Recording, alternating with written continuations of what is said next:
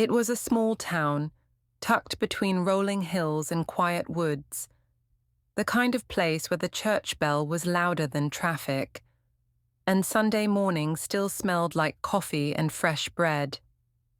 Every day, before sunrise, Samuel arrived at St. Mary's Church. He'd unlock the wooden doors, polish the brass handles, and light the candles in silence. He wasn't a preacher, he wasn't a deacon, just the janitor, the man who made sure God's house stayed shining. For 30 years he'd been there, never late, never unkind, always with a soft smile and a small joke for the children. Until one Monday morning, when everything changed, the church key, the master key that opened every door, was missing. Father Raymond stood in his office, his voice low but heavy. "Samuel," he said, "we can't find the key. It's gone." Samuel blinked, confused. "Gone?" "I left it in the drawer, Father. Same as always." The church treasurer frowned. "Funny, the offering box was opened yesterday afternoon, and some cash is missing."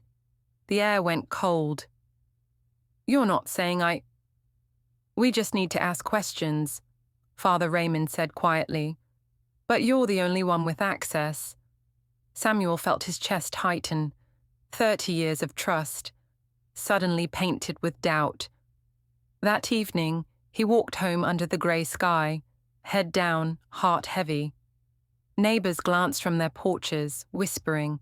He'd never felt so small. A week passed. Samuel stopped coming to church. The doors stayed locked longer in the mornings, and the candles were never quite as bright. Then, one Sunday, a young parishioner named Emily, just 16, came to Father Raymond.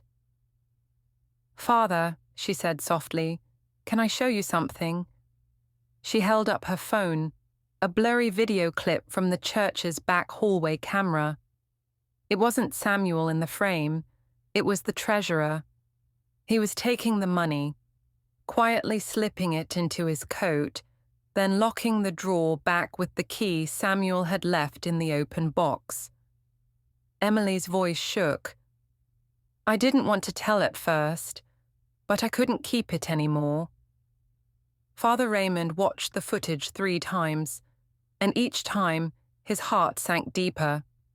He picked up the phone. "Samuel," he said, "come to the church. Please."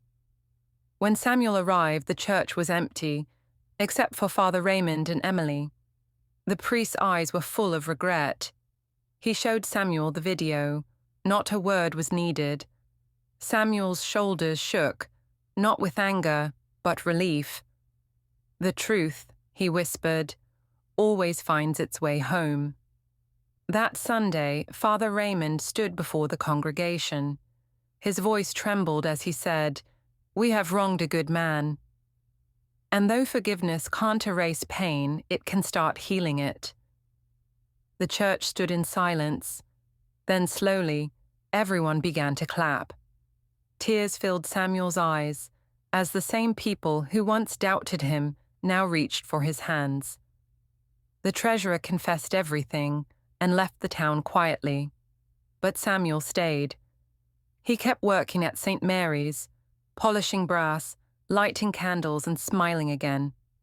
Moral: the truth might hide quietly, but it never disappears. If this story touched your heart, leave a comment below and subscribe for more real-life stories about faith, honesty, and second chances. Because sometimes, even when the world doubts you, truth stands silently by your side, waiting to be seen.